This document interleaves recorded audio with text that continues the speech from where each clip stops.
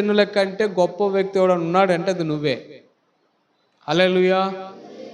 అయితే చాలామందికి ఏంటంటే దేవుని మాట వినరు. ఏ మాట వినరు? దేవుని మాట వినరు. ఇప్పుడు ఎవరు దేవుని మాట వినరు చాలామంది. చర్చకు వస్తున్నావు అయ్య గారు, దశభాగం ఇస్తున్నాం, కానుకేస్తున్నాం, ఇంట్లో ప్రార్థన పెట్టుకున్నాం, ఇవన్నీ దేవుడు చెప్పిన పద్ధతులే కదా అని అనుకుంటున్నాం. దేవుడు చెప్పిన మాట నువ్వు వింటే ఎప్పుడో బాగుపడేవాడే. దేవుడు చెప్పిన మాట నువ్వు వింటే నీకున్న స్థితి కంటే ఇంకో స్థితిలోకి వెళ్ళిపోతావు ఎప్పుడైనా. హల్లెలూయా. కానీ దేవుని మాట వినట్లేదు చాలామంది. ఎవరి మాట వింటారు? మనుషుల మాటలు వింటారు, లోకం మాటలు వింటారు. అందుకొరకే కీర్తన కీర్తన మీరు చదివితే 1వ వచనంలో కీర్తనలో అంటాడు, దుష్టుడి ఆలోచన చొప్పున నడక ఆగుదాం. ఇక్కడ చూసారండి, ఎవరు ఆలోచన చొప్పున నడవద్దు? దుష్టుడు అంటే చెడగొట్టేవాడు, మోసం చేసేవాడు, నాశనం చేసేవాడు, కీడు కలగజేసేవాడు, ఇతరుల మేలు ఓరవలేనివాడు, ఓర్చుకోలేనివాడు, బట్టలు కట్టుకుంటే ఓరడు, ఇల్లు కొనుక్కుంటే ఓరడు, ఫ్లాట్ కొనుక్కుంటే ఓరడు, బండి కొనుక్కుంటే ఓరడు, పిల్లగాళ్ళకి చదువుపోతే ఓరడు. అర్థమైందండి? ఏది మంచి జరిగితే ఓర్చుకోలేనివాడే దుష్టుడు. అదే పోయిన వారంలో కూడా పరిశుద్ధాత్మ దేవుడి గురించి, దయ్యము గురించి, దేవుని యొక్క ఆత్మ, దయ్యపాత్మ, లోకంలో ఉన్న ఆత్మ గురించి మాట్లాడుకున్నాం. అవునా? మరి దేవుని యొక్క ఆత్మ నిన్ను వర్ధిలింప చేస్తుంది, కానీ దయ్యపాత్మ నరకానికి తీసుకెళ్ళి చేస్తుంది. అవునా కాదు? వాడు బాల్య దినం నుంచే, మార్క్స్ వార్త 9 వాడు బాల్య దినం నుంచే ఇలాగా నీటిలో పడిపోతున్నాడు. ఆ దయ్యం పట్టినప్పుడల్లా వానికి నురుదులు వచ్చి, పిడిసి వచ్చి కింద పడిపోతున్నాడు. ఇప్పుడు పిడిసి వ్యాధి దేనికి వస్తుంది? వాళ్ళలో ఒక ఆత్మ పని చేస్తాడు.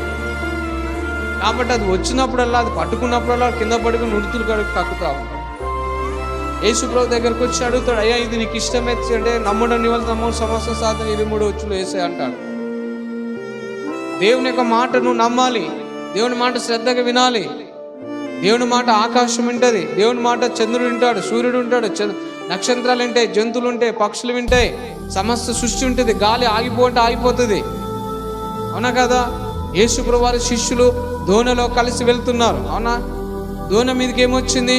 తుఫాను వచ్చింది, గాలి సముద్రము. అవునా? గాలి బాగా వీచింది, తుఫాను లేచింది, వాళ్ళ దోణి మీద కొడుతుంది. యేసుప్రభు లేచి ఏమన్నాడు?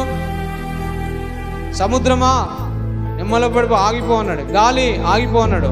విన్నాయి లేదా మాట? గాలి ఆగిపోయిందా లేదా? సముద్రం నిమ్మల పడిందా లేదా? అంటే సృష్టి కూడా దేవుని మాట శ్రద్ధగా విని పని చేస్తుంది, తెలుసా? కానీ నువ్వు పని చేయట్లే. దేవుని మాట వినట్లే, ఇన్నట్టే యాక్షన్ చేస్తున్నావు, ఇన్నట్టే ఇన్నట్టే చేస్తున్నావు. దేవుడంటే భయం అన్నట్టు బ్రతికినట్టుగా నటిస్తున్నావు. కానీ దానివల్ల నీవు నష్టపోతున్నావు. ఎవరు మోసపోతున్నారు? నీకు నువ్వే మోసపోతున్నావు, నీకు నువ్వే నష్టం తెచ్చుకుంటున్నావు, నీకు నీవే కష్టం తెచ్చుకుంటున్నావు, నీకు నీవే బాధ తెచ్చుకుంటున్నావు.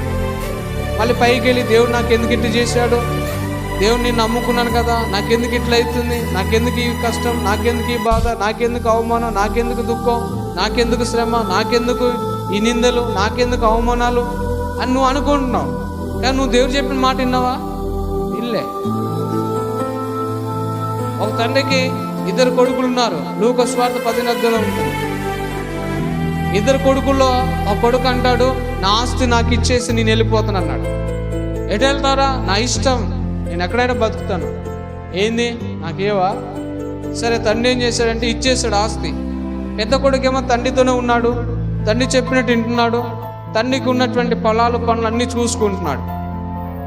కానీ ఈ పోయిన కుమారుడు లోకంలో తిరిగాడు, స్నేహితుల మాట నమ్మాడు కదా, తాగడం మొదలుపెట్టాడు, వ్యభిచారం చేయడం మొదలుపెట్టాడు, పేకాడడం మొదలుపెట్టాడు, సిగరెట్ కాల్చడం మొదలుపెట్టాడు, గుట్టుకాలు, అంబర్లు, పానపరాకులు వాటిని వదలకుండా తినడం మొదలుపెట్టాడు. సినిమాలకు వెళ్ళాడు, సీరియల్కి వెళ్ళాడు, చుట్టాలు, బంధువులు, కళ్ళు, సారా, బ్రాండ్, ఇసుకి అన్నీ తాగడం మొదలుపెట్టాడు. ఎక్కడ హోటల్లో తినడం, అక్కడ పడుకోవడం, ఇక్కడ పడుకోవడం, ఇవన్నీ చేసి చేసి చేసి చేసి చివరికి అన్నీ అయిపోయినాయి.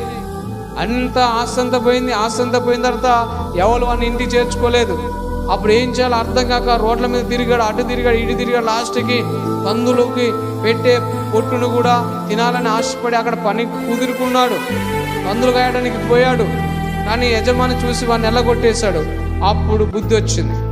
అప్పుడు బుద్ధి వచ్చి అంటాడు, నా తండ్రి మాట నేను వినక తప్పు చేసి తిని ఇక నా తండ్రి దగ్గర కొడుకు లెక్క కాదు కానీ పనుడికైనా పోతాను, ఆయన దగ్గర పనని ఇస్తాడు, అన్నమన్న పెడతాడు, బట్టలని ఇస్తాడు అని బుద్ధి వచ్చి అప్పుడు తండ్రి గుర్తొచ్చి, ఇక తండ్రి పరలోకానికి నీకు వ్యతిరేకంగా నేను పాపం చేసి నీ కొడుకును అనిపించుకునే యోగ్యత నాకు లేదు, కానీ నీ పని వాళ్ళు ఒక పనివాడిగా నాకు పని కల్పించు, నేను వెళ్ళి నా తండ్రి దగ్గర బదులాడుకుంటాను వెళ్ళాడు.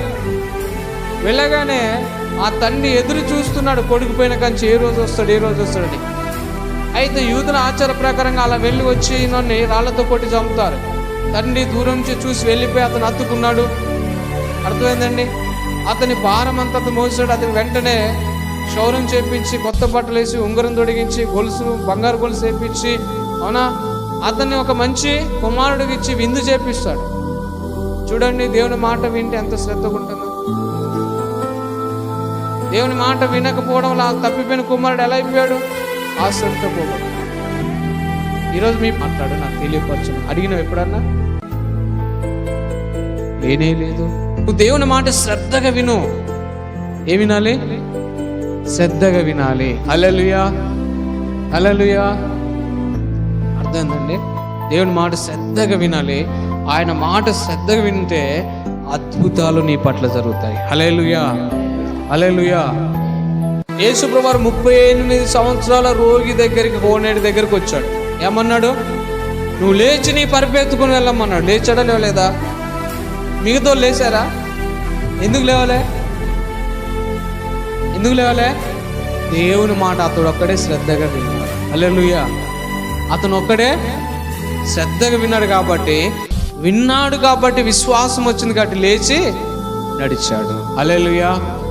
లేచి ఏం చేశాడు? నడిచాడు. మనం శ్రద్ధగా వినాలి. మందిరానికి వచ్చిన, ఇంటి దగ్గర ఉన్న, బైబిల్ చదువుతున్నప్పుడు శ్రద్ధగా వినాలి. దేవుడు మాట్లాడతాడు. ఆ పేపర్ పెన్ను పెట్టుకోవాలి, రాసుకోవాలి. చదువు వచ్చిన వాళ్ళు, చదువు రాని వాళ్ళు గుర్తు పెట్టుకోవాలి. దేవా నాతో మాట్లాడని అడగాలి. నీ స్వరమేనా అని అడగాలి. నువ్వే నా మాట్లాడేదని అడగాలి. నీవైతే నాకు ఈ సూచన ఏమని అడగాలి. అర్థమైందా? ఏదో వచ్చాను చర్చికి, ప్రార్థన చేసుకున్నాను, పోయానంటే ఎట్టపోతే ఎన్ని రోజులు? దేవుడు వాగ్దానం ఇచ్చాడు బైబిల్లో, నువ్వు అనేకులకు అప్పు ఇచ్చేటట్టుగా చేస్తున్నాడు. ఎవరికి ఇస్తావట? అనేకులకు అప్పు ఇవ్వాలని నీ దగ్గర డబ్బు కావాలి కదా. నువ్వే అప్పులో ఉన్నావు అంటే అర్థమైంది? వాగ్దానం తప్ప, దేవుడి మాట తప్ప కాదు కదా. అది పట్టుకోవాలి. ప్రభువా నేను అప్పులో ఉన్నాను, నాకు తెలియదు, నీవు చెప్పినట్లుగా నేను జీవిస్తాను. హల్లెలూయా. అందుకొరకే దేవుడి మాట శ్రద్ధగా వినాలి, మనుషుల మాట కాదు.